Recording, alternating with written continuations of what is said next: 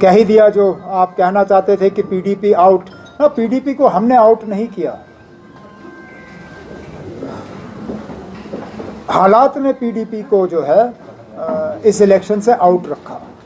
अब आप मुझे बताइए ना, आप साउथ कश्मीर की सीट आप बार बार पूछते हो कि साउथ कश्मीर की सीट पीडीपी को क्यों नहीं। मुझे बताइए ना, अब ये कहाँ की सियासत है कि जो पार्टी तीसरे नंबर पे आई इससे पहले वाले पार्लियामेंट इलेक्शन में, नंबर 1 पार्टी और नंबर 2 पार्टी दोनों अपना क्लेम छोड़ के तीसरे नंबर की पार्टी को वो सीट दे दें, और जिस सीट पे फिलहाल तो बीजेपी का कोई असर रसूख नजर नहीं आता। मुझे ये बताइए ना, उनकी सीटों पे आपको बड़ी परेशानी होती है, लेकिन जब वो अपनी तकरीरों में या अपने ट्वीट्स पे या सोशल मीडिया पे नेशनल कॉन्फ्रेंस को बार बार निशाना बनाते हैं, उस वक्त आप लोग उनसे नहीं पूछते हो कि ये कहाँ की कोalition धर्मा है। अब मिसाल देते देते मैं थक जाऊंगा, लेकिन मिसालों की कमी नहीं है। पिछले लगातार 2 साल से जब भी उनके रेजिंग डे के फंक्शन हुए तो तकरीरों में बीजेपी से ज़्यादा नेशनल कॉन्फ्रेंस को निशाना बनाया गया। रिकॉर्ड्स आप सबके सामने हैं। वहाँ पे जो गाने गाए गए, जुल्म का अलबैन हटाओ, कलमदवात को वोट डालो, वो क्या हम भूल जाएंगे? क्या मेरे वर्कर ये भूल जाएंगे? अब पाकिस्तान का इलेक्शन है, पाकिस्तान के इलेक्शन में क्या हुआ क्या नहीं हुआ उसमें भी नेशनल कॉन्फ्रेंस को लताड़ा जाता है ट्विटर के जरिए कि पाकिस्तान में जो हुआ उससे जम्मू कश्मीर के लोग जो हैं वो 87 को याद करते हैं। अब ये कहाँ की कोalition धर्मा? अब पता नहीं किस वो नशे में आके गुलाम नबी आज़ाद साहब ने फारूक अब्दुल्ला को निशाना बनाया, उसमें भी पीडीपी वाले घुस जाते हैं। जुमा उनको हफ्ता नहीं हुआ है सियासत में आए हुए, वो भी गुलाम नबी आज़ाद साहब के साथ मिलके फिर फारूक अब्दुल्ला साहब को नेशनल कॉन्फ्रेंस को ट्विटर के जरिए निशाना बनाते हैं पीडीपी के प्लेटफॉर्म से, और फिर आप कहते हो कि कोalition कहाँ है।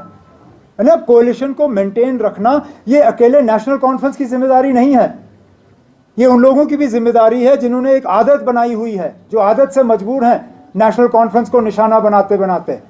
जब तक वो अपनी हरकतों से बाज नहीं आते वो हमसे कोई ज़्यादा उम्मीद रख नहीं सकते। लेकिन इस बात के बावजूद भी कि हम लगातार उनसे ये उनके हमले के शिकार होते हैं, मैंने तब भी कांग्रेस को इस बातचीत के दौरान उनसे कहा है कि देखिए ना, 6 सीटों में ज़्यादा गुंजाइश है नहीं, लेकिन हम असेंबली में एक साथ काम करने के लिए दरवाज़ा खुला रखने के लिए तैयार हैं, लेकिन बशर्त ये कि हम देखें कि इस आने वाले पार्लियामेंट इलेक्शन में उनका रवैया कैसा रहेगा। इससे पहले जो फैसला किया उससे गोल पोस्ट चेंज कर दिया उन्होंने। जहां हम मिल के बड़े अपोनेंट का मुकाबला करते हैं, आज हमें एक दूसरे के आमने सामने लाके खड़ा किया है। तो इसमें मैं यही कहना चाहूँगी कि पीडीपी में भी down but we are not out. आपको पता है कि हमने यहाँ नेशनल कॉन्फ्रेंस के पास भी एक वक्त में 60-65 सीटें होती थी, मगर लोगों ने फैसला किया नहीं, अब 65 सीटें नहीं देनी है, 16 देनी है। इसी तरह लोगों ने हमें एक बार 3 पार्लियामेंट सीटें दी, उसके बाद फैसला किया नहीं, अब एक भी नहीं देंगे।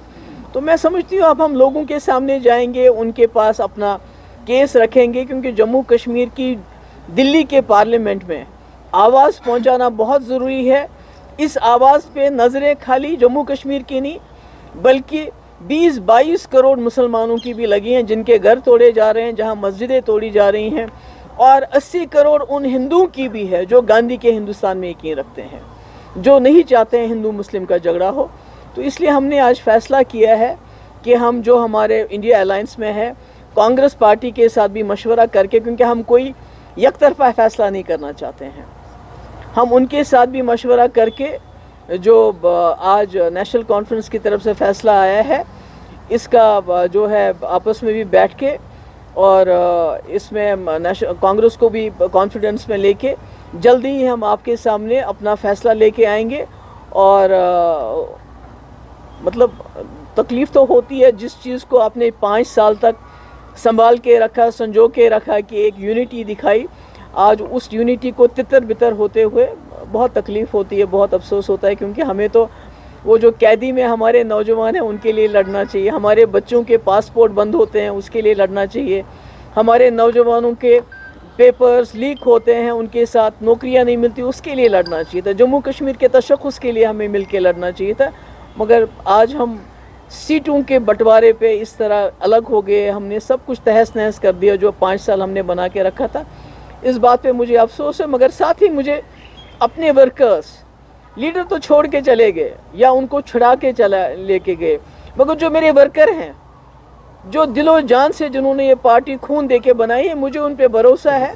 जिस तरह 2014 में उन्होंने पीडीपी को कामयाबी की एक नई ऊंचाइयों तक लेके गए, इंशाअल्लाह आने वाले वक्त में भी वो पीडीपी को नई ऊंचाइयों तक लेके जाएंगे। ये मुझे अपने वर्कर पे यकीन है और मैं इसके लिए उनको बार बार सलाम करती हूँ। Thank you so much. I think Murtaza ने इल्ज़ामात लगाए उन पर